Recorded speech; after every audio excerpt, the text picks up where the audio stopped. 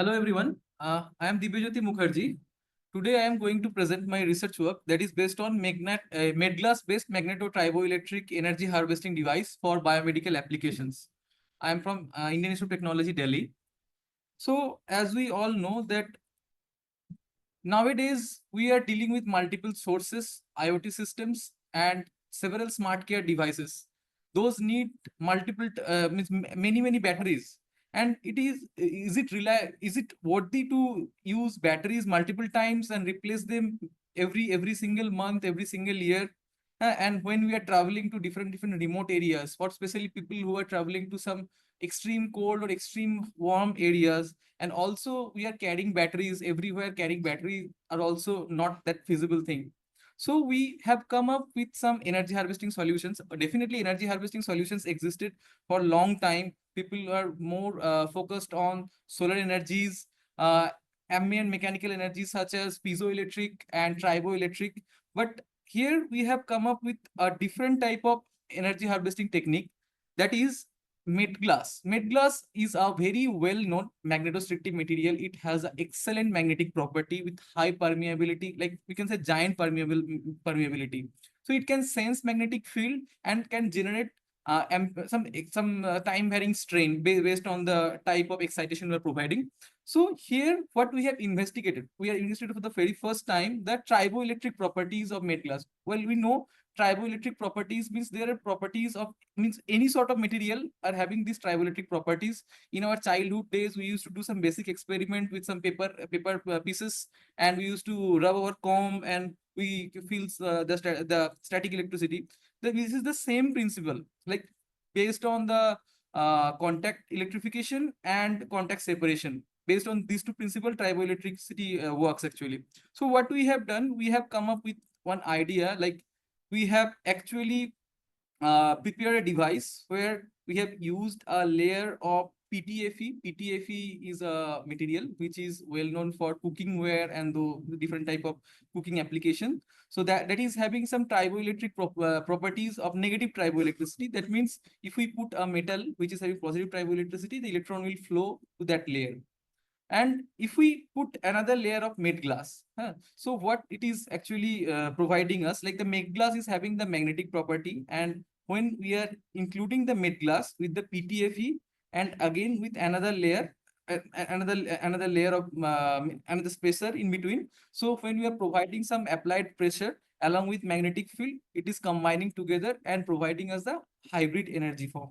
So by doing this, we are able to generate some 2.6 times and 3.367 times higher output generation for two different cases. We have used the normal made glass in normal condition, pristine condition, which is having positive triboelectric property, and we have bonded it with a PTFE material, which is having negative triboelectric property.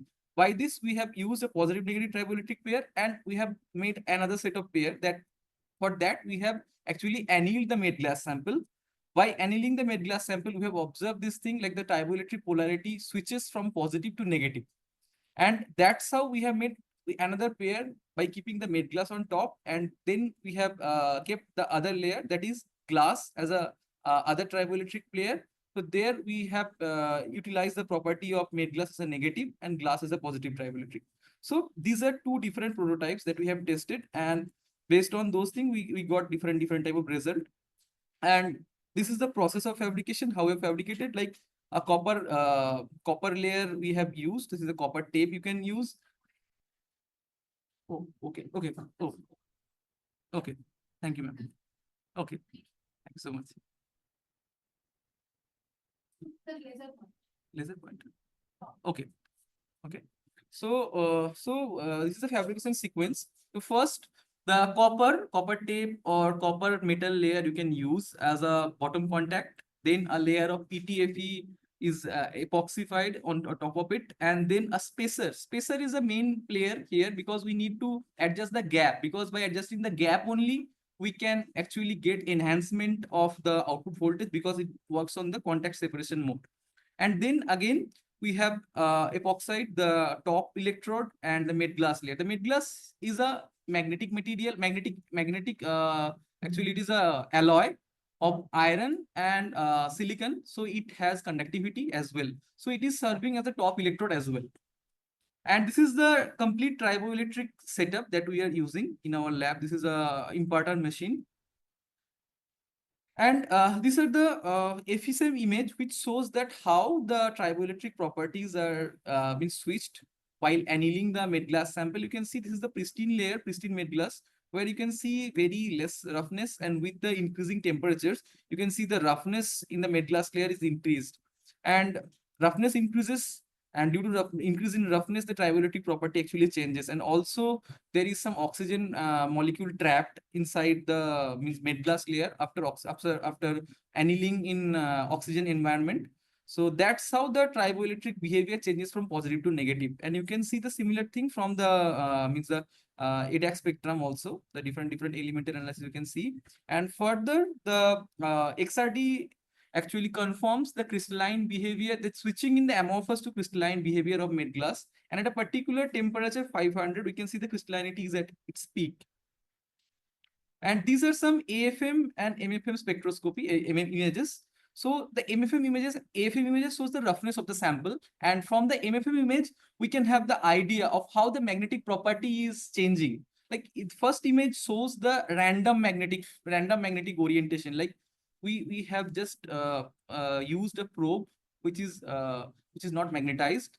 It has a scan area of 4 cross 4 micrometer square. And you can see this random magnetic field, like the phases are shifted, both the phases are there, like positive and negative. But with the annealed magnetic sample, we can see that the the phase is aligned in a particular direction. That means the magnetic behavior is switching from one particular direction to another particular direction, which means that alignment is confined in a particular direction, which means that with applied magnetic field, you will be getting higher means strain generation. And the same thing is reflected from the alpha ME. Alpha ME is the magnetoelectric voltage coefficient measurement. That means the voltage divided by the thickness of the sample and the magnetic excitation. So which shows that there is significant improvement in the alpha ME with the annealing case. And at a particular temperature, 500 degree, the alpha ME is the maximum. And further, we have also confirmed the result of the triboelectricity with the KPFM measurement, Kelvin probe microscopy measurement, which shows that how the surface potential is changing from positive to negative. You can see that the first result shows, this is the Kelvin probe microscopy images. And the first result shows it is tribo positive because the potentials are in the positive side. But with the different annealing temperature, you can see it is being shifted to the negative side. And along with the surface potential measurement, we have also measured the surface charge retention, because that is the most important thing, because you are having a triboelectric material or any sort of metallic material, but if it doesn't have a good charge retention capability, then whatever you are charging, after few seconds, it will be discharged. So there is of no use. So we have seen that with increasing annealing temperature near about 500 degrees Celsius, the charge retention is quite high, and after that again it decreases. So that's why we chose to prepare the final device with the 500 degrees Celsius after confirming this and from the previous data. And these are some experimental result. And means first we have done some FEM simulation to just to visualize how the properties are changing, like with Metglas as a positive triboelectric material and PTFE as a negative. We can see the charge difference. You can observe it is quite visible. And with the second pair, that is Metglas as a negative and glass as a positive. And you can see there is an improvement in the output voltage generation as well from the gap separation. Well, it is not, it is ideal case. That's why you can see that with the increasing gap to from 0 to 10 millimeter, it is showing increment, but actually it saturates after a certain gap, because it is not possible to continuously increase the gap and the output will increase. So it is ideal condition. That's why you are getting this.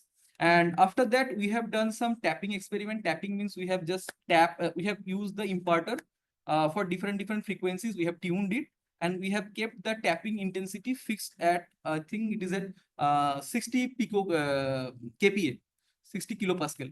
And you can see that there is a significant improvement with the normal device and with the inclusion of the tribo and the magnetic both. And the similar thing you can see with the different type of experiment. Here we have kept the tapping frequency fixed, that is at 6 hertz, and here we have changed the tapping intensity from 10 kilopascal to 60 kilopascal. So you can see the with the different tapping intensity, the output voltage changes. And these are some other experimental data that we have done, the load analysis and also the current across the hybrid device, and which also confirms a similar type of thing. And we are getting power around 2 microwatt and 2.75 microwatt with the two different variants, with the inclusion of magnetic and triboelectric potential. And previously, uh, without the magnetic without the magnetic behavior, the triboelectric device, from the triboelectric device, we could have got output power from ranging from 0.7 microwatt to 0.9 microwatt. So there is a quite a significant improvement in the output, we can say. And further, to confirm that if the device will work for longer period or not, we have done some durability analysis. That is the main thing for any sort of energy harvesting devices. And here we have done the durability test for 5 days. We have just turned on, we have just kept tapping it for, I think, for the 4 to 12 hours duration. And you can see for that sort of duration, definitely there is some changes. There are some changes, but it is not that much so that we cannot use it. But and at the same time, for the particular day analysis we have done, we have collected several samples to see that how the data is being changed with different tapping condition, and also after 5 days or 6 days, what is the result we are getting.